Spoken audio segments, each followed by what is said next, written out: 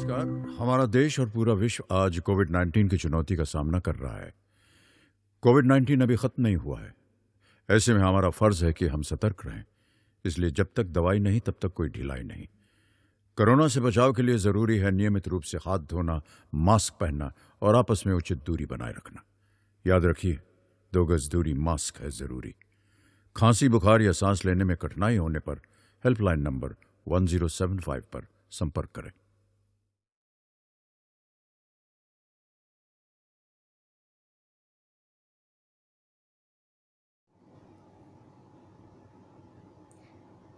नमस्ते बच्चों, मैं अजीता सेन। इसके पहले हमने पढ़ा था पहली वीडियो में रोजगार कौशल में एम्प्लॉयबिलिटी स्किल में फर्स्ट चैप्टर संचार कौशल। ठीक है, अब हम इसके आगे सत्र 2 में पढ़ेंगे क्या? मौखिक संचार, वर्बल कम्युनिकेशन, मतलब बोलने वाले संचार। मौखिक से ही आपको इतना उसमें समझ में आ गया होगा कि ये मौखिक संचार यानी बोलने वाले संचार है। जो हमने संचार कौशल पढ़ा था उसमें इन्हीं बातों का हमने आपसे चर्चा की थी कि इन संचार को अच्छा बनाने के लिए हम आगे क्या क्या कर सकते हैं। तो उसका नेक्स्ट स्टेप है मौखिक संचार। ठीक है, मौखिक संचार शब्दों का उपयोग करके जानकारी साझा करना है। यह वही तरीका है जो ज़्यादातर लोग संचार की एक विधि के रूप में उपयोग करते हैं। जैसे संचार के बारे में जानने के लिए क्या रहता है, हम बोलने के लिए महत्वपूर्ण होता है, बोलना हमारा महत्वपूर्ण होता है, क्योंकि जब तक हम सामने वाले से मौखिक संचार नहीं करेंगे, बोलकर अपने भावनाओं को उसमें शामिल नहीं करेंगे तो सामने वाले को सुनने में तो सुनना तो इसमें खैर समझने में कठिनाई होगी। क्योंकि यदि आप सही शब्दों का उपयोग नहीं करेंगे, सही शब्दों का मौखिक संचार नहीं करेंगे, तो सामने वाले को यह भ्रम रहेगा कि पता नहीं ये क्या बोलना चाह रहे थे। वह संवाद नहीं कर पाएंगे, वहीं पे बातों को खत्म कर देंगे। मौखिक संचार के लिए महत्वपूर्ण शब्दों का सही प्रयोग और जिस बात को हम सामने वाले से बोलना चाह रहे हैं वह प्रस्तुत करना आना चाहिए, ताकि संचार सामने वाले से आसानी से किया जा सके। मौखिक संचार के प्रकार। अब नेक्स्ट क्या है? मौखिक संचार के प्रकार। मौखिक संचार कितने प्रकार के होते हैं और हम इन्हें कैसे सामने वाले तक प्रस्तुत कर सकते हैं? मौखिक संचार या बोलने वाला संचार, जिसमें बात करना शामिल होता है। लिखित संचार, लिखित संचार में लिखकर, मैसेज करके, टाइप करके, मेल के द्वारा, पत्र के द्वारा इन शब्दों को, अपने शब्दों को अपनी भाषा के द्वारा उसमें व्यक्त कर सकते हैं सामने वाले को। ये लिखित संचार में शामिल किया जाता है। जैसे मौखिक संचार में क्या है, देखिए, जैसे आमने सामने की बातचीत, जब आप सुनने वाले को देख सकते हैं। उदाहरण के लिए समूह चर्चा, घर पर परिवार के सदस्यों से बात करना, बोलने के माध्यम से लोगों से बातचीत करना, ये गाय में शामिल आया मौखिक संचार में। ठीक है, हम परिवार के साथ बैठकर घर में बातें करते हैं, दोस्तों से बातें करते हैं, अपने समूह में चर्चा करते हैं, आमने सामने बैठकर अपने विचारों का आदान प्रदान करते हैं। ये बहुत ही इजी हो जाता है, क्योंकि सामने बैठकर हम अपने बातों को खुलकर सामने वालों के सामने प्रस्तुत कर सकते हैं। और जैसे फ़ोन पर बात करना, यह व्यक्तिगत और आधिकारिक संचार के लिए है। फ़ोन पर बातचीत एक अभिवादन, जैसे कैसे फ़ोन पर हम सबसे पहले फ़ोन करते हैं तो क्या बोलते हैं? नमस्ते। शुरुआत हमारा यही होता है, या हेलो। एक दूसरे से बात करना और सुनना। बातचीत करने के बाद जब हम फ़ोन रखने लगते हैं तो क्या बोलते हैं? बाय और धन्यवाद। ये समाप्ति की ओर प्रस्तुत करता है कि अब हम फ़ोन रखने वाले हैं या सामने वाले से विदा लेने वाले हैं, इसलिए हम क्या बोलते हैं? बाय या धन्यवाद। और जब हम क्लास में या सार्वजनिक स्थानों पर होते हैं, है ना, तब कैसे वहाँ पे बात करेंगे? कक्षा शिक्षण, व्यावसायिक चर्चा और सार्वजनिक भाषण मौखिक संचार के अन्य उदाहरण हैं, जहाँ एक व्यक्ति के साथ कई लोगों से बात करता है। एक व्यक्ति कई लोगों से अपनी बातों को, अपने विचारों को उनके समक्ष प्रस्तुत करता है। ये काय के अंदर आते हैं? ये आते हैं सार्वजनिक, है ना, सार्वजनिक समूह में अपने विचारों को प्रस्तुत करते हैं, जैसे नेता हुआ, ठीक है, या बड़े बड़े जो कार्यक्रम होते हैं उसमें कोई एक उसका संचालन करता है मंच का, लेकिन वहाँ पे हजारों लोग बैठे रहते हैं, सुनते हैं उनकी बातों से, उनके विचारों से। कुछ लोग सहमत होते हैं, समझते हैं, जिनको समझ में आता है वो अपना उसमें पॉजिटिव रिस्पॉन्स देते हैं, इस टाइप से, ठीक है। नेक्स्ट क्या है? लिखित संचार। संचार जिसमें लिखित या टाइप किए गए शब्दों को शामिल किया जाता है। जैसे टाइप किए शब्द मतलब क्या कहलाया? पत्र, नोट्स, ईमेल आदि लिखना। जब हम किसी संचार को करते हैं तो उसमें मतलब अगर लिखित संचार कर रहे हैं तो उसमें इन चीज़ों का प्रयोग किया जाता है। जैसे किसी व्यक्ति या समूह को फ़ोन के माध्यम से मैसेज भेजना। फ़ोन के माध्यम से भी हम संदेश भेज सकते हैं, मैसेज भेज सकते हैं, ठीक है। उसको अपने बारे में इन्फॉर्म कर सकते हैं या किसी प्रकार की उसको सूचना देना है, किसी भी प्रकार का उसको काम बताना है तो उसको हम मेल या पत्र के माध्यम से और फ़ोन के माध्यम से सूचना दे सकते हैं। नेक्स्ट क्या है? समाचार, सोच, दस्तावेज, फाइलें, संगीत, वीडियो आदि से साझा करने के लिए ईमेल का प्रयोग किया जाता है। किसी व्यक्ति या समूह को संदेश भेजने के लिए ईमेल का प्रयोग भी किया जा सकता है। ईमेल में हम एक साथ कई व्यक्ति को एक साथ वीडियो और फोटो और या ऑडियो भेज सकते हैं। समूह में एक बार में आसानी से पहुंचाया जा सकता है। और क्या है? लिखित संचार में पुस्तकें और समाचार पत्र, ये भी लिखे हुए होते हैं, हम पढ़ते हैं। समाचार पत्र और पुस्तकें ये लिखित संचार के अंतर्गत है, क्योंकि, है ना, समाचार पत्र में, ईमेल में या संदेश में सारे ये क्या है? लिखित संचार के अंतर्गत आ रहे हैं, क्योंकि हम पढ़कर इनको उनकी भावना से साझा हो रहे हैं। जो वो हमसे बोलना चाह रहे हैं हम उसको समझ रहे हैं, ठीक है। अब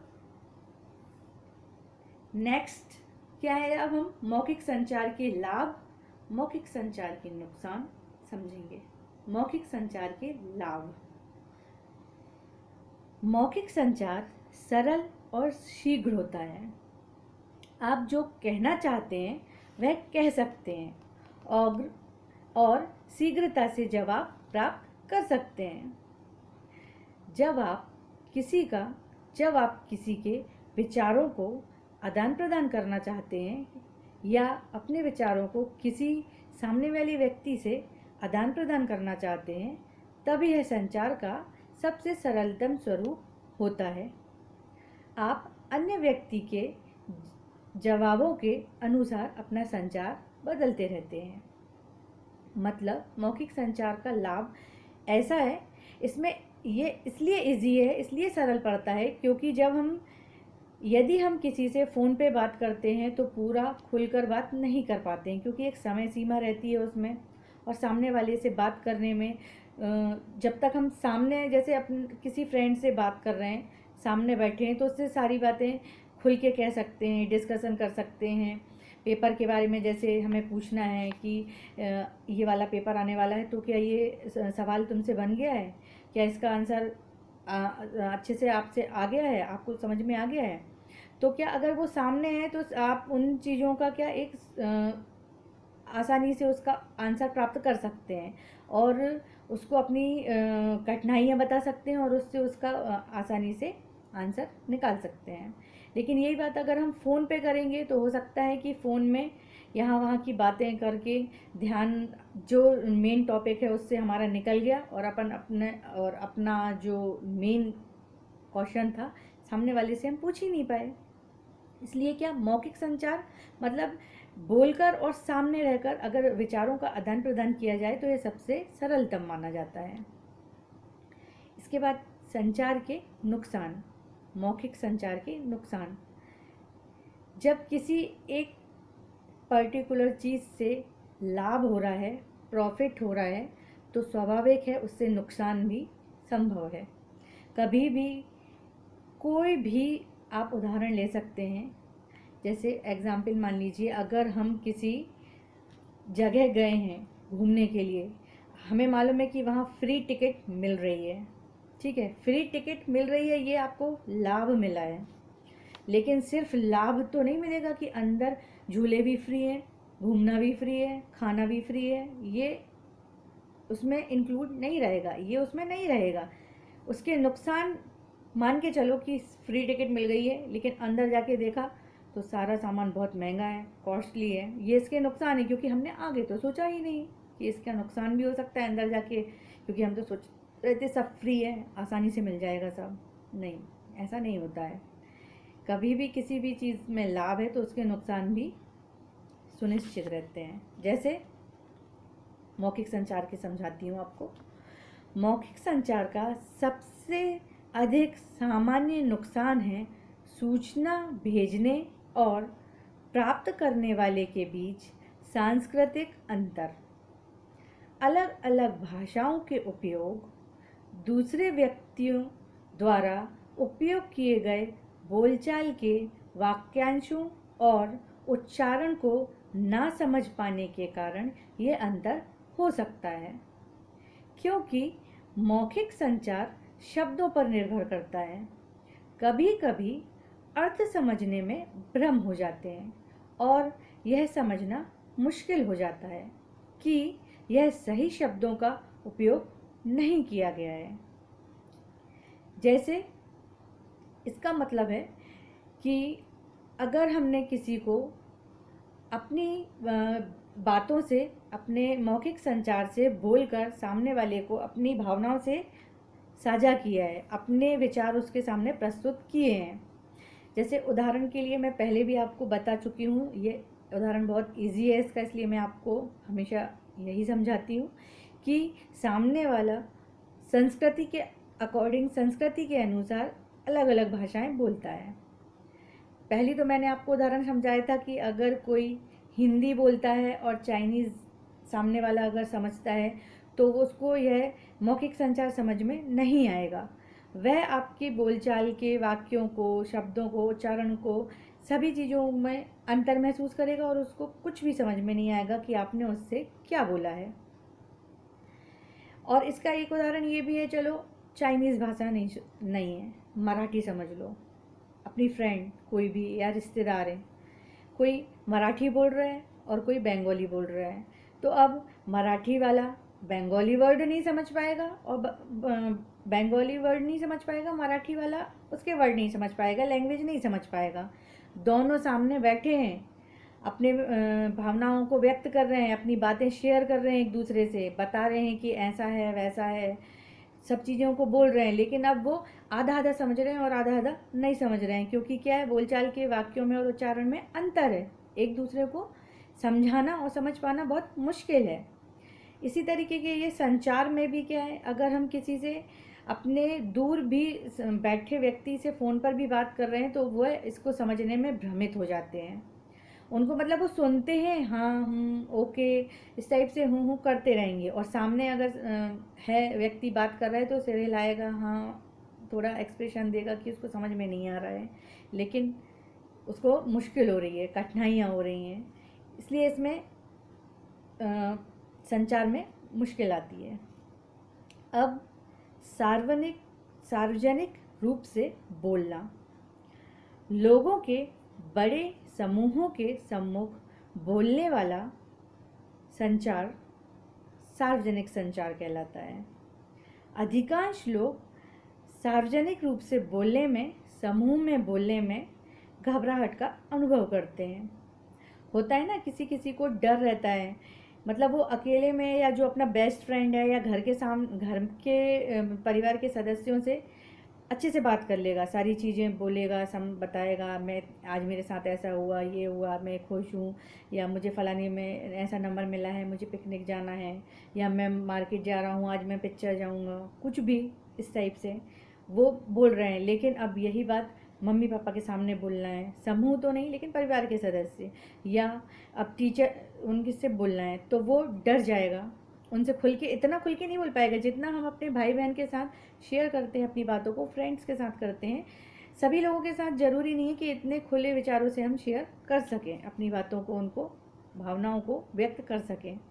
ऐसे टीचर क्लास में पूछते हैं, पहले तो हम क्वेश्चन याद आंसर याद कर लेते कि आज इसका टेस्ट है, टीचर पूछेंगे, मैडम पूछेंगे, अपने फ्रेंड को सुनाएंगे, अपने दोस्त को कि देख तू सुन ले, ऐसा है ऐसा है। लेकिन जब टीचर आके आपको बोलेंगे कि खड़े हो जाओ और सुनाओ, क्योंकि अब आपको मालूम है क्लास में इतने सारे बच्चे बैठे हैं, सबके सामने मुझे अकेले खड़े होके इस क्वेश्चन का आंसर देना पड़ेगा, तो आप अटकेंगे, आपको घबराहट महसूस होगी, क्योंकि वहाँ लोग बहुत सारे हैं, बच्चे बहुत सारे बैठे हैं, इसलिए आपको डर का अनुभव होगा।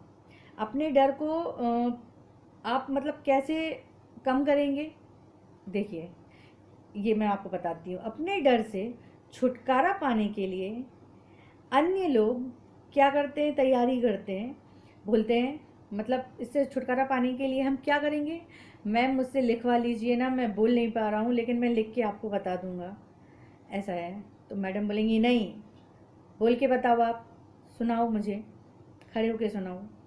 आप में क्योंकि आत्मविश्वास की कमी है, भरपूर आत्मविश्वास नहीं है, आता है, लिखकर आप सही बता दोगे, लेकिन सबके सामने खड़े होकर बोलने में आपको डर लग रहा है, ये सार्वजनिक रूप से बोलने में आपको कठिनाई हो रही है। जैसे नेता कैसे रहता है, एक ही अकेले वो खड़े रहते हैं और हजारों से भीड़ लगी रहती है, और वो सारे अपने वाक्यों को पूरा अपने जो भी वो निर्णय लेता है, जो भी उसके मन में रहता है, सबसे उसको डिस्कस करना रहता है, सबके सामने अपनी बातों को प्रस्तुत करना रहता है, निडर होकर, बिना किसी डर के, आत्मविश्वास के साथ इतने लोगों में वो सारी बातें बोलते हैं। अगर नेता भी बोले अरे मुझे डर लग रहा है, या टीचर बोले मुझे डर लग रहा है, मैं ब्लैक बोर्ड पे लिख दे रही हूँ, या वो नेता बोले मैं कागज़ में छपवा दे रहा हूँ, आप लोग इसको घर जाके पढ़ लेना, तो क्या ये जमेगा? बिल्कुल नहीं जमेगा, क्योंकि ऐसा पॉसिबल ही नहीं है। सामने वाला जब तक सामने खड़े होकर, समूह में खड़े होकर अपनी बातों को नहीं बोलेगा, तो वो बिल्कुल भी सामने वाला समझना चाहेगा ही नहीं। इसलिए आत्मविश्वास की भरपूर होना चाहिए, और बिना किसी डर के समूह में बात करना हमें आना चाहिए।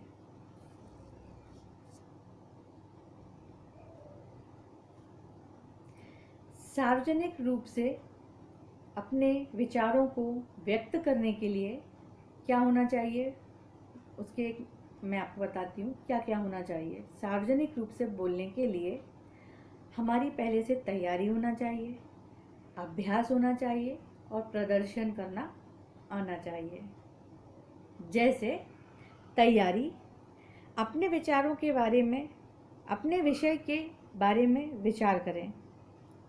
तैयारी कर रहे हैं हम घर में बैठ के, मतलब या स्कूल में जाने के पहले, या टीचर के आने के पहले, यह विचार करें कि आपके श्रोता इन विषयों के बारे में आपसे जानना चाहते हैं, और उत्कृष्ट तरीके से आप उनके विचारों को श्रोताओं तक, अपने विषय को आसानी से उनको समझा सकें।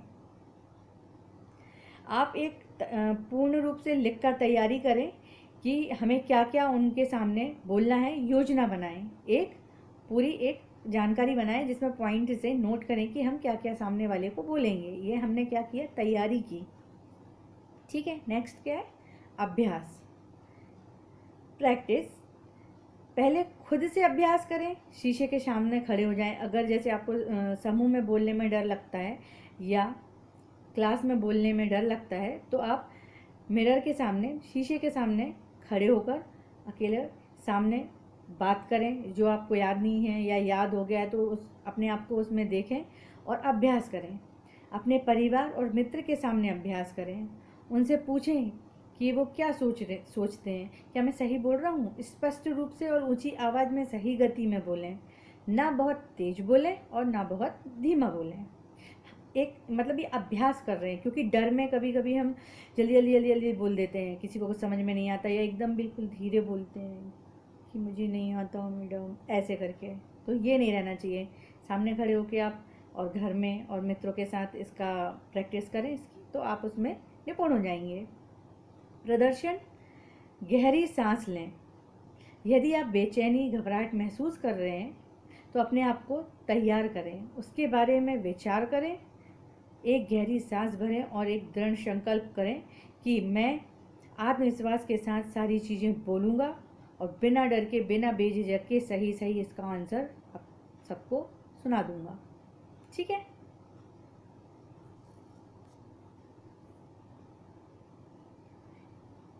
मौखिक संचार अभी आपको समझाया, अब इसकी गतिविधियाँ आपको समझाएंगे, गतिविधि समझाएंगे, जिसमें मैं आपसे कुछ उसके बारे में पहले तो पॉइंट बताऊंगी और फिर सही विकल्प वाले आंसर आपसे पूछूंगी।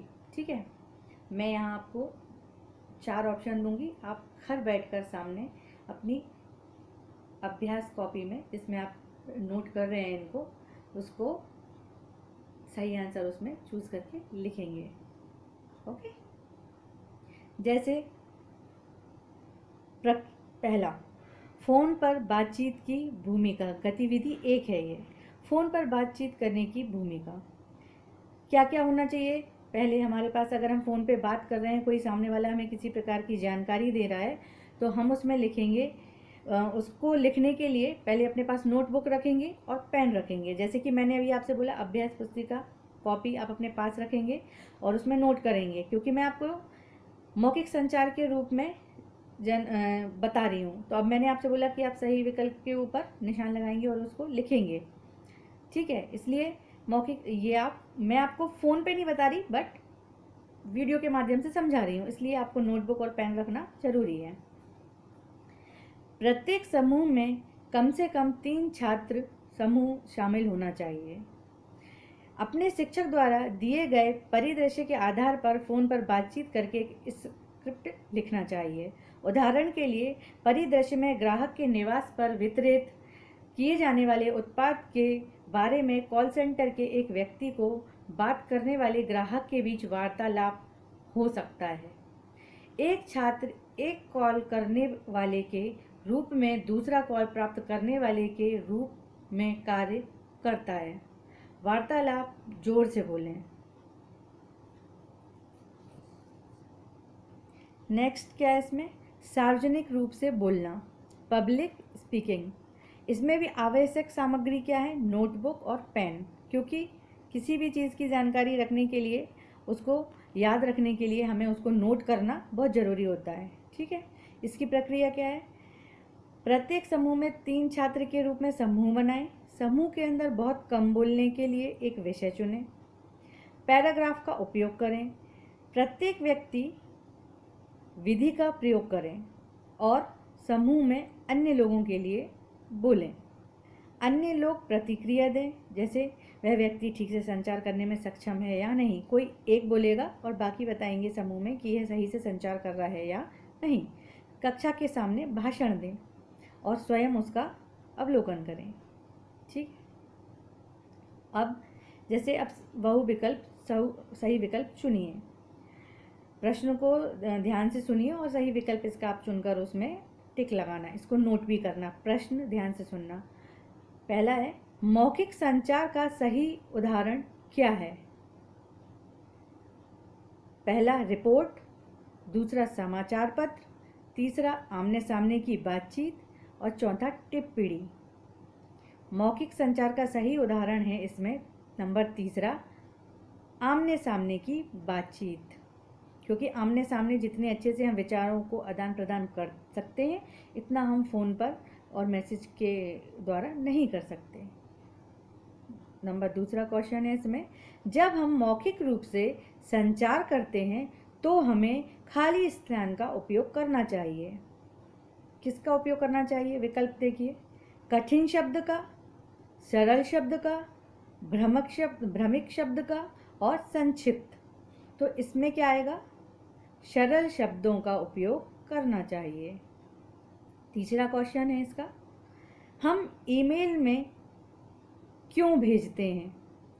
पहला, समय पर पहुंचने के लिए, दस्तावेज और फाइलों को साझा करने के लिए, एक दूसरे से बात करने के लिए, एक दूसरे से मिलने के लिए। दस्तावेज और फाइल को साझा करने के लिए। अब लघु उत्तरीय प्रश्न, जैसे इसका प्रश्न मौखिक संचार का, प्रत्येक प्रकार के लिए एक उदाहरण दें। आपने आज इस सत्र में क्या सीखा? संचार, आपने क्या क्या सीखा है मैं आपको बता रही हूँ। संचार के मौखिक विधियों की व्याख्या करिए, संचार कैसे किया जाता है, और संचार को सार्वजनिक रूप से आत्मविश्वास से बोलने के लिए और सार्वजनिक रूप से अपनी बातों को प्रस्तुत करने के लिए आपने इसमें सीखा। क्या सीखा कि कैसे सार्वजनिक रूप से हम खुद को कैसे तैयार करेंगे। पहले उसके बारे में एक सूची बनाएंगे, अभ्यास करेंगे, प्रदर्शन करेंगे, मिरर के सामने खड़े होकर आपस में खुद बात करेंगे, मिरर में देखकर अपने आत्मविश्वास को, मनोबल को बढ़ाएंगे। ये मौखिक संचार के अंतर्गत आता है। अब ये वाला मौखिक संचार चैप्टर सत्र 2 हमारा यहीं समाप्त होता है। नेक्स्ट सत्र 3 में रोजगार के अंतर्गत मैं आपको समझाऊंगी गैर मौखिक संचार। ठीक है, धन्यवाद। किशोर अवस्था संबंधित समस्याओं के परामर्श हेतु समर्पित उमंग किशोर हेल्पलाइन के टोल फ्री नंबर 144225 पर संपर्क करें।